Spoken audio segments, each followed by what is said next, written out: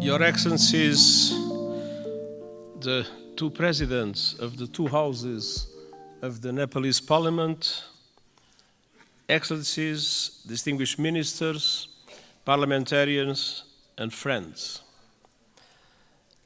Allow me, before I start, to express my deep gratitude for the wonderful hospitality that the government and the people of Nepal has provided to me during these 3 days. All the facilities that were put at my disposal have transformed this visit in an enormous success.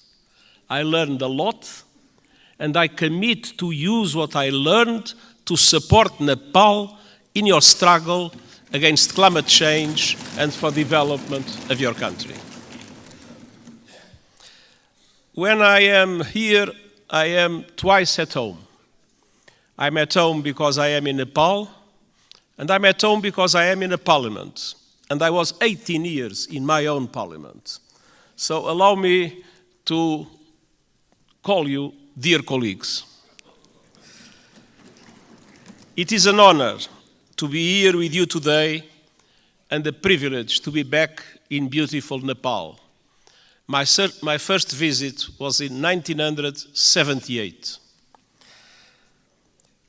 And every time I have visited, I have been astounded. And this trip has been no exception. What I've seen and experienced in the past few days will stay with me always. The sunlight hitting the Himalayas, the warmth of the people, the richness of your cultural diversity, and of course, the sanctity of Lumbini. I thank the government of Nepal for your invitation, your hospitality, and your welcome to me and to my delegation. Excellencies, we meet today amidst a world in turmoil. Decades of progress on poverty and hunger are being reversed in large parts of the world. Inflation is undermining household and national budgets. Families and countries alike face financial crises. Women are underrepresented and underpaid, and I recognize the enormous effort that Nepal is doing in the way for gender equality, full gender equality, and I praise your efforts and its results. Violence and conflict abound. While the conflict in the Middle East is thousands of miles away, Nepalis were among the many victims of Hamas' brutal attacks in Israel. I send my sincere condolences to the families of the 10 Nepalese students who were killed and express my best wishes for the safe return of Mr. Bipin Joshi, who is missing. Distinguished parliamentarians, as geopolitical tensions rise, global divisions are becoming deeper and more dangerous. And smaller countries fear becoming collateral damage in competition between the great powers. And climate catastrophe is accelerating with a deadly force. In responding to this crisis, the world could learn much from Nepal. This country is a promoter of peace, a champion of multilateralism, and a staunch supporter of sustainable development and climate action. Nestled between two great powers, you have forged your own paths to safeguard your sovereignty and your independence. And your journey over the past 20 years has been wonderful to see.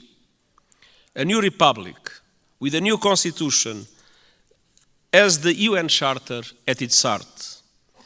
You were quick to embrace the Sustainable Development Goals and are making progress on many of them, independently of the difficult financial conditions that developing countries face in today's unfair world. Your country has successfully calmed the storms of conflict and moved from war to peace, a process the United Nations has been proud to support. Dear parliamentarian colleagues, Nepal does not stand still. Your dynamic story of progress continues today. Your graduation from least developed countries status is imminent, and the United Nations is committed to supporting a smooth transition. And you are preparing the final stages of our Nepal's-led peace process, healing the wounds of war through transitional justice. A process to bring peace to victims, families and communities haunted by questions and scared by injustice, and help put the past to rest.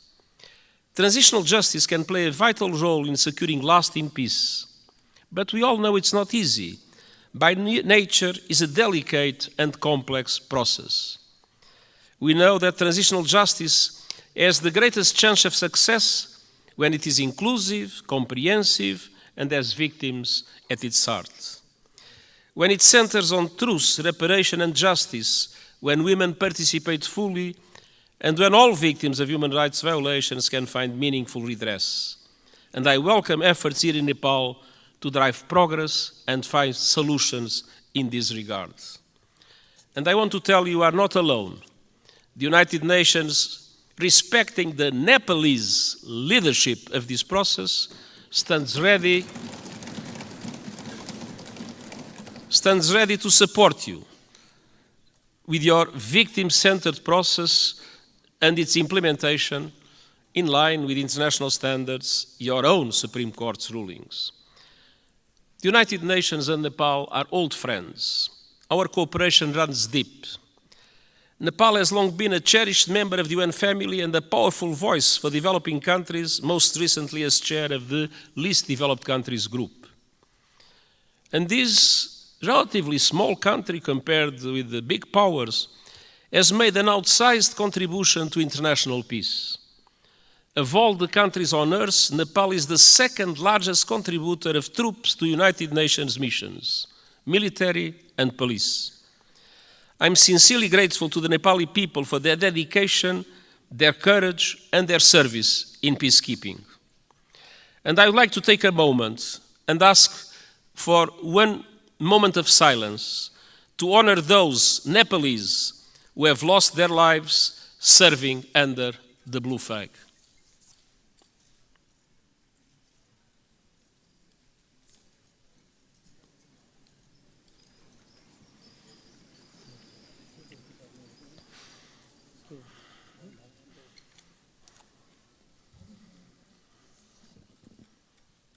हामी मौन धारणको लागि 1 minute साथ दिनेछौँ।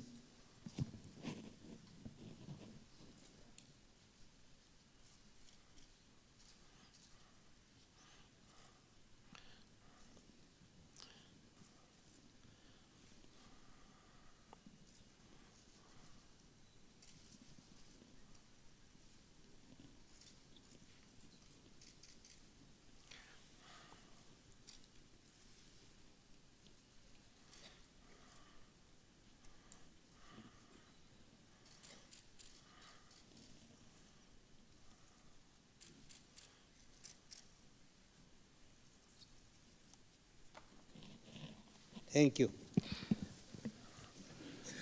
Their memory will never be forgotten, and the United Nations is proud of the exceptional contribution of Nepalese soldiers and police officers in our peacekeeping missions. Dear parliamentarian colleagues, on climate action, Nepal is a frontrunner. You are on target to reach net zero emissions by 2045. Thanks to extraordinary reforestation efforts, trees now cover almost half of the country.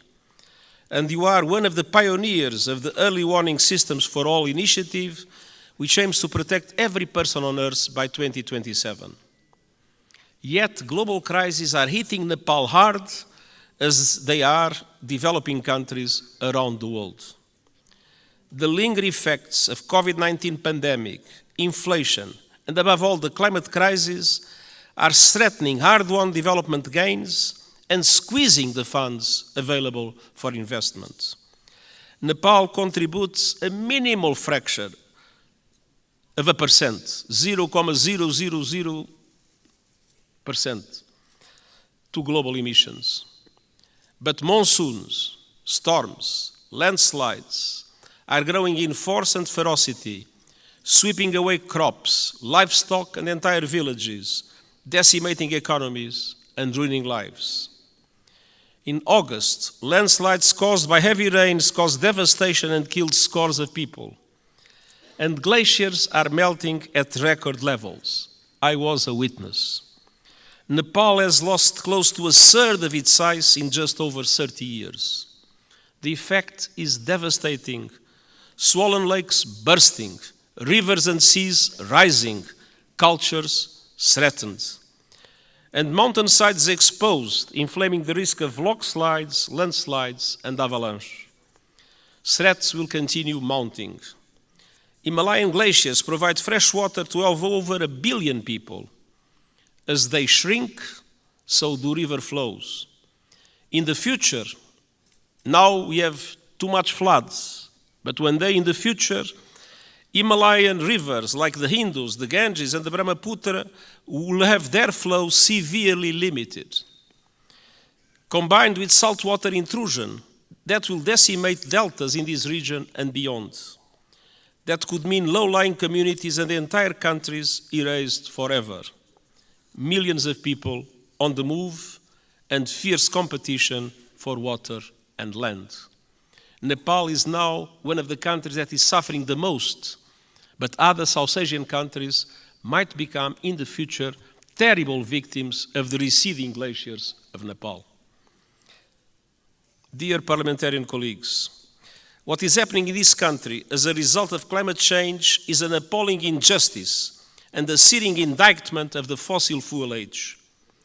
I am deeply concerned by those communities in Nepal facing the brutal impacts of the climate crisis.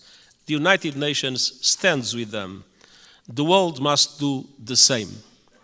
That was one of the reasons why I took profit of my visit to the Everest base camp to issue a video for the whole world showing the drama of receding glaciers and the impacts that will have in the future. Nepal and other developing countries need far greater international support to aid development, accelerate climate action, and weather the current global storms. I have proposed a Sustainable Development Goals stimulus that would release at least $500 billion a year in affordable long-term finance for sustainable development and climate action in developing countries like Nepal. Member States welcomed the proposal at the General Assembly last month and committed to advance it. I call on them to take action now to make these commitments a reality. Unfortunately, in our world, many times people announce commitments and then do not implement those commitments. These commitments about finance for developing countries and climate action must be implemented. I urge leaders to act on climate without delay, with the biggest emitters leading from the front. All countries must put the acceleration agenda I propose into effect to limit the rise in global temperature to 1.5 degrees Celsius. And they must make COP28 count with a strong outcome building on the so-called global stocktake. And we also need to deliver climate justice. Developed countries must honor the promise of $100 billion a year to support developing countries in climate, and double adaptation finance as a first step of devoting half of climate finance to adaptation. Investment in the resilience of communities, in the resilience of infrastructure is today a must, because climate change impacts are not a problem of the future, they are felt today by the populations, and it is today that developed countries must support countries like Nepal to do the necessary investments in that regard. The most vulnerable must be at the center of efforts to build climate resilience. And all parties must operationalize the landmark loss and damage fund at COP28 this year. There is loss and there is damage. You can see it in Nepal. There must be a compensation for it. The Nepalese people depend on it. For families that have lost their home to storms, for communities forced to abandon their villages by rising rivers, Loss and damage is not a negotiating point or a bureaucratic abstraction, it is a lifeline. Dear parliamentarian colleagues, Nepal has long been a friend to the international system, and today their system is in dire need of refresh, revitalization and reform.